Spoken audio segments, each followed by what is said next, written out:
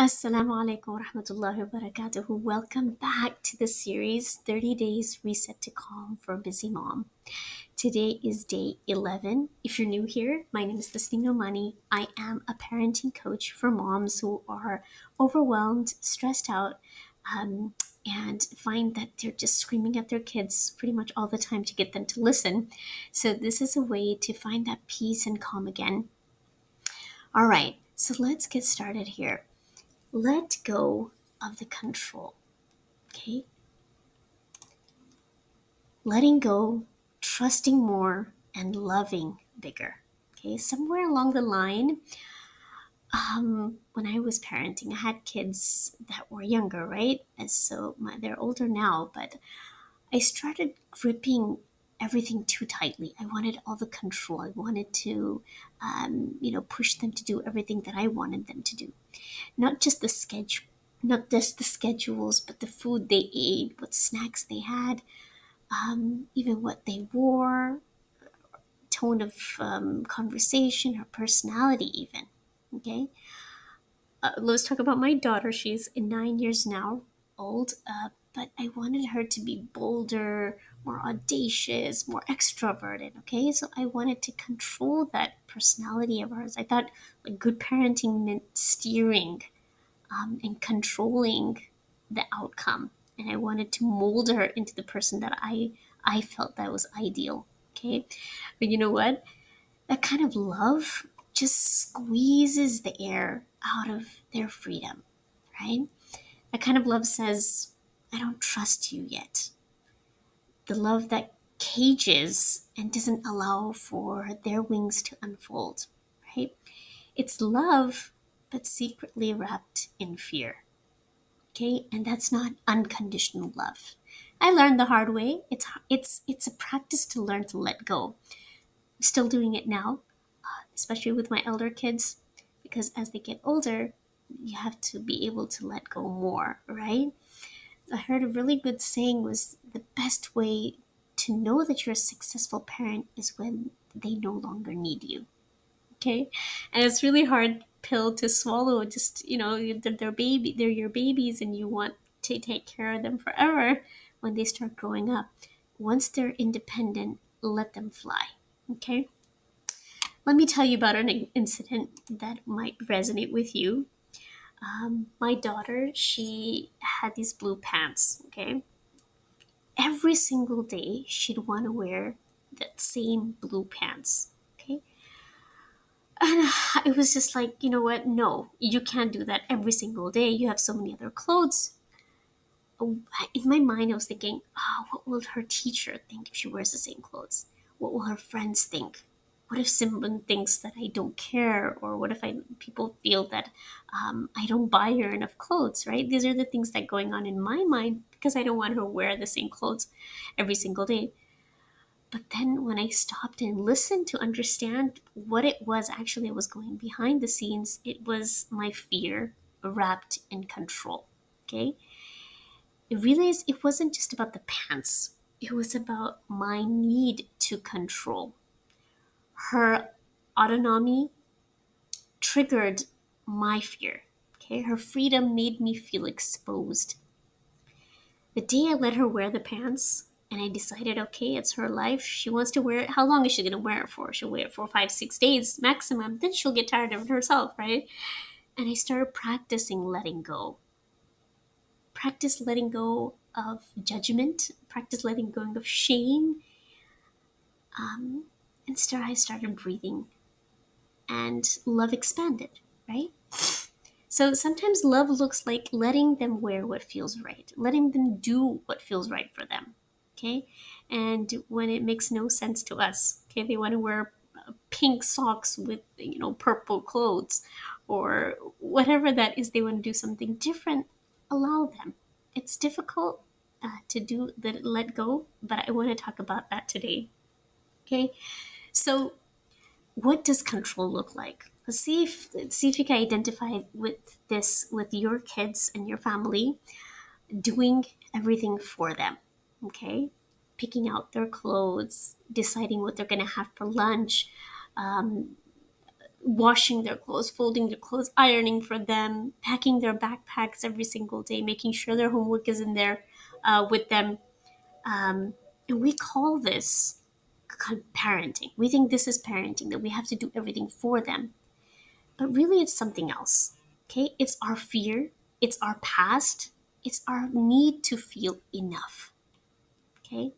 So, control is a little sneaky, it dresses up like love. So, control could be very sneaky. We're not sure if that's control. We think we identify it as love, but underneath, it's the power that we crave. Okay? It says, I need you to be okay so I can be okay. And that's really not our job. Our kids aren't here to regulate us. They're here to grow, mess up, discover on their own, fall 1,000 times, and learn, right? And that's how they rise. So let's talk about why we feel the need to control. Okay?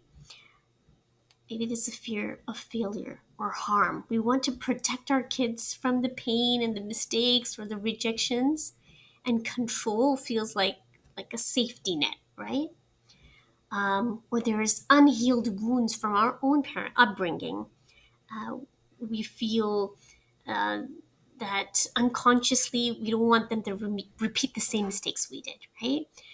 Societal pressures and comparison, we want them to fit in, or the perfect parent myth makes us feel like we must mold our children to really reflect our own worth.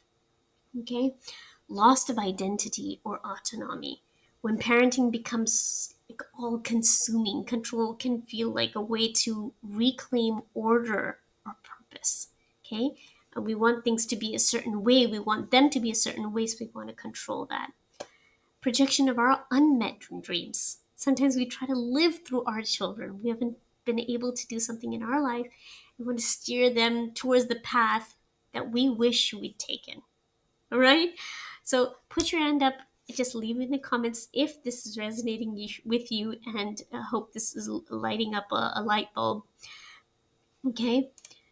So, just another incident that I remember that might resonate is that when our kids come home with some kind of art project or something, this is something that really, really affected me, and I wanted to share this. That you know, she had a project to do, and she finished it, and I came in and I started fixing it up for her. Okay, this was when she was much younger, and I thought I was helping her. Right, I started cutting up the pieces. I did more coloring for her, and I straightened the lines. I added a little bit more color, etc., etc.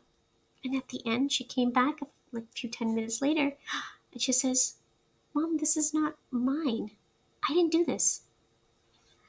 And that was just like a, hit on the head for me. And my love for her erased her creativity, erased her essence. So that day I learned that control steals their story.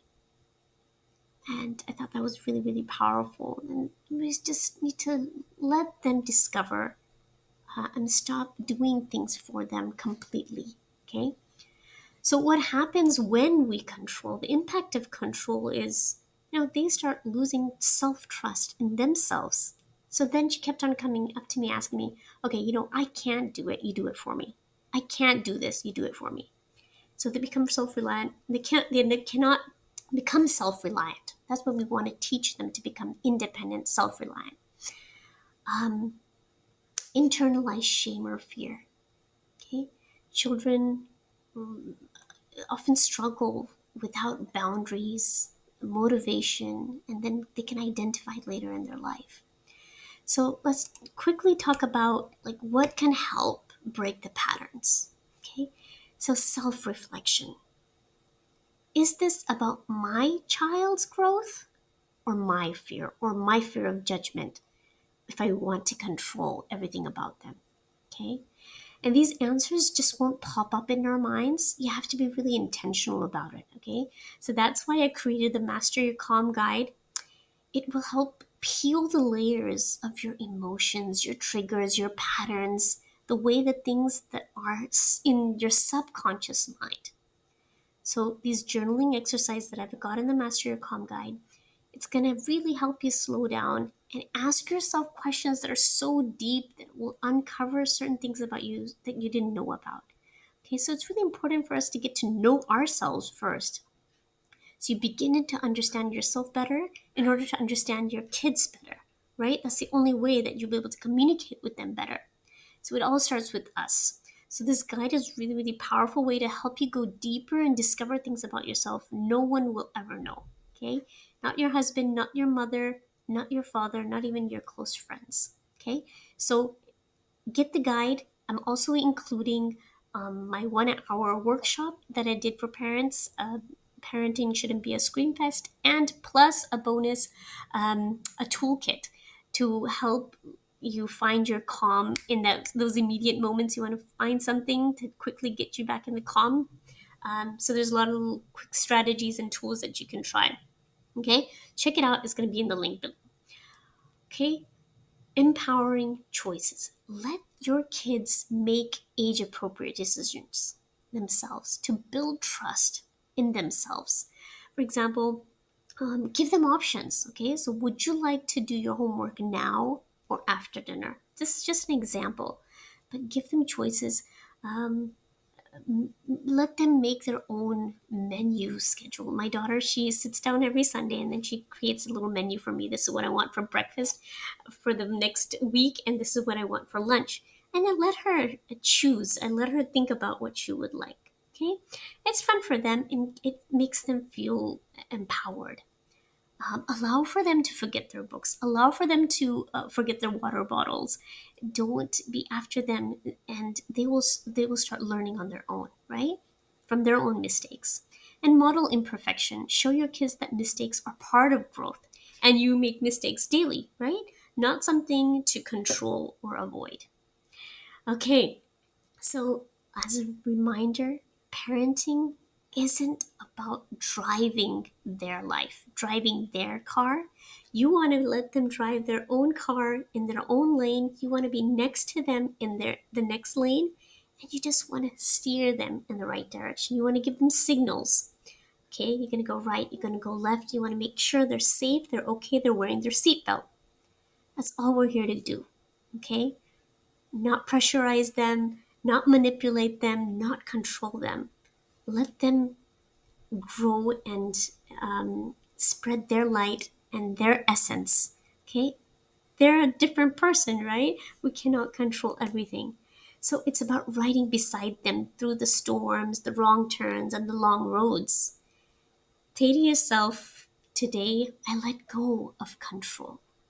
I lead with connection and I breathe deeper and I whisper to them, I trust you. Inshallah, this has been helpful for you. Let me know in the comments where you're tuning in from. One word, wherever you're coming from, wherever you're listening from, I would love to know.